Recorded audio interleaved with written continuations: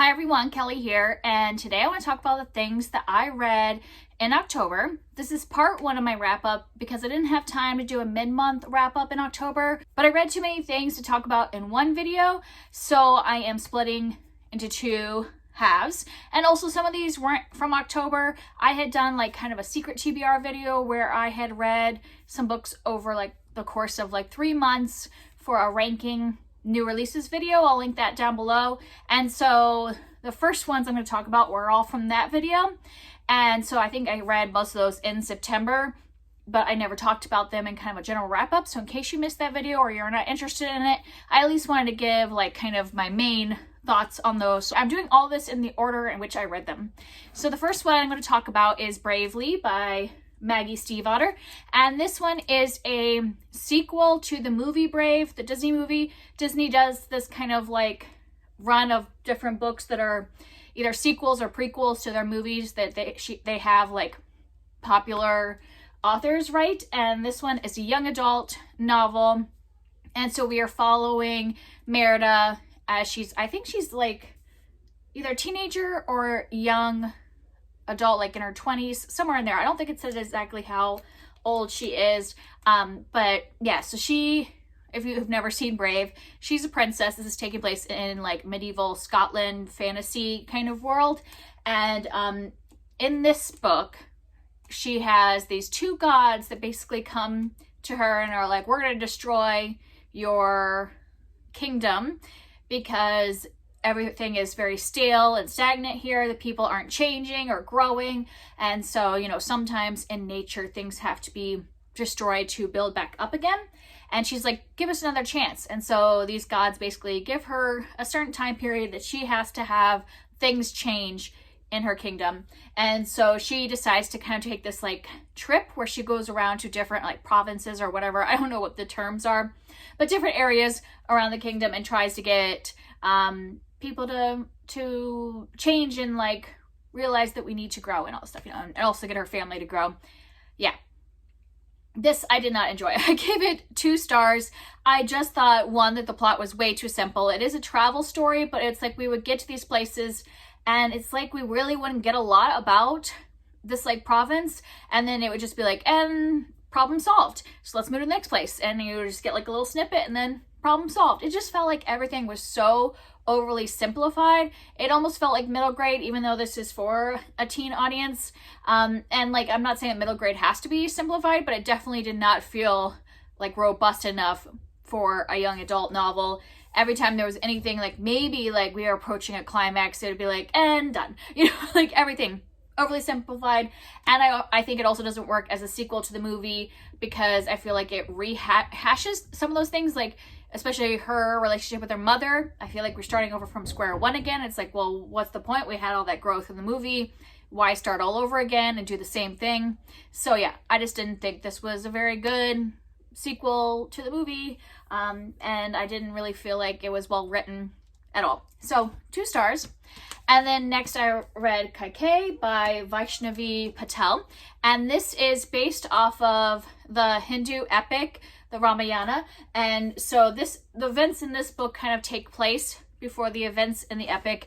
And basically Kaik is an antagonistic character in that Hindu epic. So this is basically her story, what led her to the point at the beginning of the Ramayana to kind of like set off a whole chain of events.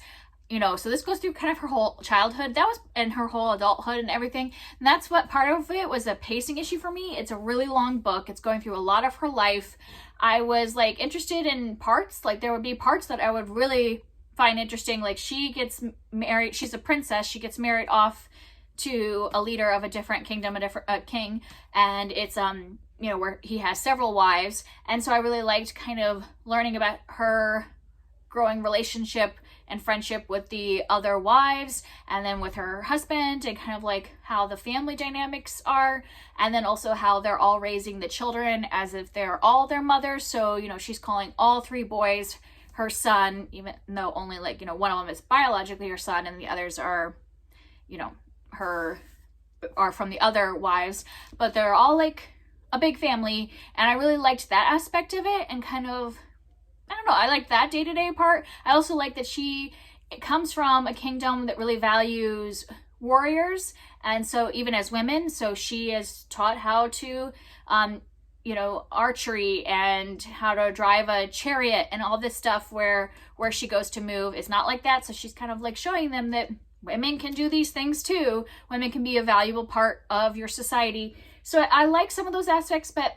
I think because I know I have read parts of the Ramayana and read I know kind of the overall storyline and know some of the characters, I feel like there's some weird choices made in this one that have weird ramifications if you're saying that that's a lead up to, obviously fictional lead up to the epic. And for example, there's a character in here who becomes a bad person, a definitely antagonistic character in the epic, and they're seen as very sympathetic, but then have a big switch, and it just didn't make sense. I'm just I don't get why you wouldn't just, I don't know. I don't know how I wanted her to do it, but it didn't work for me to lead to the point where they are in the epic, and I'm just that doesn't make sense. I think Kaik's story makes sense, but some of the other characters, just their personalities in this and their choices in this did not make sense if they're going to be representative of the things they do in the epic. So next I read Daughter of the Moon Goddess by Su Lin Tan, and this is based off of Chinese mythology. We are following Xinyan, who is the daughter of the moon goddess. Something happens that makes it so she has to flee, and this is all in the immortal realm, so she goes to a different kingdom in the immortal realm and needs to figure out a way to save her mother and kind of release her from something that she is trapped in. And a lot of stuff happens in this book, so I can't really talk about a lot of it since there's a lot of it's got a lot of things that go on, not necessarily twists, but so much stuff that I can't really describe more than that. My problem with this one, I gave it 3 stars, was the author chose to focus on things that I didn't care about and not the things that I was invested in. And so a lot of people love this book. I get why other people love it. I don't think it's a bad book. It's just wasn't the stuff I was interested in, because there were moments of action, and when she's kind of fighting, she kind of becomes a warrior, and the times when she's fighting, and really I liked her personality, Xinyan, and how she really wants to do the right thing, and she stands up for what she believes in and sacrifices herself for people that she cares about and believes in. And so I liked a lot of those points, but then whenever we were in those moments, it seems like they end so fast, and then we're back to the romances, and I did not like the romances, but so much of this is focused on that. It's a love triangle. There's 2 different love interests, and it didn't really work for me because I don't like it when there's 2 love interests and it's so obvious that one is going to be the main love interest, the final love interest, or at least in this book. I don't know what it's gonna be like in the second one, but at least it was very obvious where it was going, and the other one's not really a valid one, but we're gonna put it in there to cause conflict in the initial relationship or whatever. Yeah, I just did not enjoy that. I didn't love the romances, and that was too much of it for me. But I would read something else by this author, because maybe next time, not the sequel to this, but if she wrote something else, maybe I might get more invested in that romance and be okay, because I don't think the writing was bad. It just wasn't for me. And then I read Elektra by Jennifer Saint. This is based off of kind of the events in the Iliad, so the Trojan War, but it's from the women's perspective. 3 different women. We have Clytemnestra, who is married to Agamemnon, who is the head of the Greek army in the Trojan War. And then we have his daughter, Elektra is his daughter. So both of them are back at home waiting for Agamemnon. I can never say his name right, sorry. I will probably mispronounce it every time. Waiting for him to come back home, and so if you don't know, the Trojan War lasts a long time, so they're kind of there for a long time waiting for him and what happens back at home. And then we're also following Cassandra. Yeah, Cassandra is the sister to both Paris and Hector, who are from Troy. Paris is the one that takes Helen and starts the whole Trojan War. So then we're seeing that perspective. So she's the only one that's actually at the site of the Trojan War. I like this because I have read several things about the Trojan War, and I never find them that interesting, because I don't really like battle scenes. I don't really want to be there for the scenes, but I want to hear what's going on. but like the other perspectives, and that's what this is. So this was 5 stars for me. I absolutely loved it. You get to like know what's happening in the war, but you don't have to be there at the battle seeing it happen. You're finding how it affects the women and the other people in the area, and I love that. I love some of the themes that she's exploring with the story. Like, for example, Cassandra, I feel like that theme is really like how we often silence women even when they have kind of like something really important to say. We might silence them to hear the men over the women to our detriment. I think that's what kind of her role in this story. And then the 2 women back, and where are they from? Mycenae? Is that where Agamemnon's from? They are kind of like, it's a big discussion about family trauma and generational trauma, and how that generational trauma can be a big cycle and can lead to things continuing. Yeah, so I thought the themes in this were great. It was very well paced for me. I loved it. I loved everything about it, though it was hard to read in some places because obviously war and family trauma is a lot, but really good. 5 stars. And then I read Glass Slippers by Leah Sipes, and this is technically book 2 in a series, but they're not connected. So you can read them separately because there were no characters from the first book in this book. But the concept is she's writing these books. They're middle grade fantasy kind of retellings of fairy tales, or like continuations of fairy tales, like because this is happening after like the events of Cinderella. But we're hearing from like an unknown sibling. So this one is from the 3rd stepsister of Cinderella, who is too young to have been like part of the whole being mean to Cinderella thing. Like she was only like 4 at the time when Cinderella marries the prince. And then so because she's so young, Cinderella takes her in, instead of like, you know, she sends off her other evil stepsisters and like puts them in exile, but she lets Tirza, is that her name? Tirza live with her at the castle because she was so young. And this is taking place when Tirza is 12, so she's been there for like 7 years or something like that at the castle. But everybody kind of treats her badly because they just assume she's going to be evil just like her sisters and her mom were. And so they're all just like waiting for her to do something wrong. And that's kind of like where we are in this story. Something happens, she gets blamed for it, and like everybody just doesn't even care like what she says, that they just assume she did it because of her family background.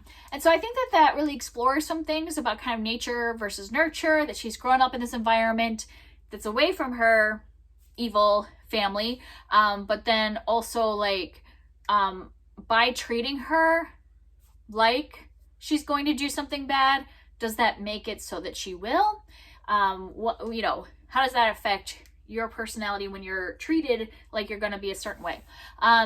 Yeah, so I thought that was a really interesting discussion. This also gets a little dark. Like, I think for middle grade books, not like super dark, but like, you know, the original fairy tales had some dark elements in it. Like, especially the Glass Slippers and Cinderella, you know, we have like the stepsisters were cutting off parts of their feet in the original like Grimm's fairy tale. And so this actually kind of takes that and gives an explanation of why they would have been doing that. And so I liked that. So a lot of good things that I liked about this. 4 stars. Okay, now moving on to things that weren't part of that project. So I've never talked about these, and I just have a few of them. Next, I read Northanger Abbey by Jane Austen, and I really love this. I ended up giving it 5 stars, which surprised me because I had read it several years ago and didn't like it. But I am like rereading either rereading or reading for the first time all of Jane Austen's books this year. And this, I only have 2 left, so this would be 4th of her novels that I have read this year. And I've just been really loving them. And I think it might be because I've gotten used to her language and all that and the time period that like I got this more and like really got invested in it more than when I read it several years ago and didn't like it or couldn't follow it very well. Yeah, I just really enjoy the characters of this one. If you don't know, like if you haven't watched like the movie or read this and don't know about it, it's kind of like a gothic, but then also kind of a satire on gothic books as well. We're following a young woman who's kind of coming into society for the first time, and she, you know, it's like first falling in love, first balls, and like all this stuff happening, and she does make some silly decisions sometimes, trusting people maybe she shouldn't and all that. And then she goes to Northanger Abbey, which is this big like gothic kind of abbey that one of her, friends lives in. And, she just kind of assumes that there are going to be some like kind of haunted it type things happening there, and lets her imagination run away with her. But what I love about this is the characters. I love Catherine, and I love Mr. Tilney, Henry Tilney, and Tilney's sister. Now I can't think of what her name is. I even love kind of like the villain characters in this one, because they're just like so fun to read about. Like, yeah, I just found this to be a delight to read this one. It's one of her shorter novels, and yeah, really liked it a lot. And then I started kind of reading my witch books, or I've read a few already, but then started getting into the historical fiction witch books. This is The Mercies by Karen Millwood Hargrave, and this is taking place in Norway in the 1600s. It's based off of some real events, but I think that these characters are made up. But there was really witch trials during this time. So basically what happened at the beginning of the 1600s was this small fishing village. A bunch of like most of the men that are of like, not like old and not young, the middle age, are all fishermen. They go off to do their kind of like big fishing for the year, and there's a big storm at sea, and they all die. So this village is left with just women, old men, and children, like boys. And so like the women who in the 1600s wouldn't have done a lot of those things have to start doing things, have to like, provide for their families and not die. And so they take on some roles that are seen as improper to kind of people from the bigger towns. And so kind of they, are visited by, not visited, they have a, kind of like, I don't know what his role is, what it's called, but basically like somebody that's supposed to oversee what's going on in the village is assigned to them, and thinks that these women must be witches, because how can a woman go fishing and take care of people? And did the women actually cause the men to die at sea so that they could take over? So yeah, there's a lot of these accusations made against these women in the village, and some witch trials and witch hunts began. This was so emotional. Like, I felt all of the emotions, like anger, sadness, all the stuff you would expect as like a modern day woman reading this and seeing like the mob mentality, seeing women turn against women because they don't want to be killed, so they have to turn against the other women so that they don't get accused as being in cahoots with them. Like all of that stuff, that you hear about in these kind of witch trial books. It's very emotional. I liked the setting of this being like the fishing village, and kind of just seeing how these women navigate this whole thing of like having to take on new roles and take care of the whole village without men. And yeah, so there was a lot of characters I really loved in this. It was hard reading at times, but I really did enjoy this. There were times when I wasn't like, I don't know, there was times when I was a bit slow, so I gave it 4 stars instead of 5, but I really do recommend this if you want something about witch trials that isn't like Salem witch trials. So this is based off of real events, but in Norway. And then I might switch these around. I didn't read this next, but I'm going to talk about this one next, because this is also in the 1600s, revolving around witch trials. This is The Familiars by Stacey Halls. And the problem is I read these pretty much right back to back with only one book in between, and that was a mistake. So I ended up giving this one 3 stars, but I wonder if I hadn't read them within like a week of each other, if I would have given this one 4 stars as well. So I'm saying I would still recommend this one, but I would not recommend them reading them together like I did back to back, because this one I didn't think had as beautiful of writing, and I didn't really feel as invested in the characters as I did with The Mercies, and I just couldn't help but compare them because they have such similar plot lines. So yeah, I would just recommend not reading them at the same time, but I still think it's a good book. So this is taking place as well in the 1600s, but this is in England. And so what's happening is we are following our main character, Fleetwood, and she's had lots of miscarriages. So just keep that in mind if that's something, a content warning that you don't want to read about. So she has gone through a lot of these miscarriages, and now she's with child again, and she like worries that she's either going to lose the child or she's going to lose her own life. Like maybe her body's not strong enough to carry a baby to term. And so like she has all these worries, so she hires this local woman to be a midwife. And this woman works with herbs and all this kind of stuff. And the woman who becomes her midwife is then kind of accused of witchcraft, or like has been associated with women who are accused of witchcraft. So she kind of gets thrown in with that because of like, mob mentality, like it always happens around these like witch hunts in the 1600s. And so we're kind of seeing this woman, Fleetwood, who is trying to protect this woman who is like the only thing that might keep her alive through her pregnancy, and how she's going to like, make sure that Alice is the other woman, the midwife, how to save Alice. And then also seeing the injustices of how these other women who are accused of witchcraft are treated, and her kind of coming to terms with that for the first time of like, maybe in the past she would have like thought there were witches as well, but maybe she's realizing that that's just prejudicial and all that stuff. So it's a lot of her inner thoughts, her relationship with Alice, her friendship with Alice, and then the witch trials going on, and also her husband. This one, I think there's some good things in this, just like the other one, about this time in history and how women were treated if they were intelligent, and maybe were just different, how they were treated. And then I think there are some good things with friendship and all that kind of stuff, and so there's good stuff in here. But I also didn't love the ending. Yeah, some aspects that I didn't enjoy about this, but I do think it's a good book.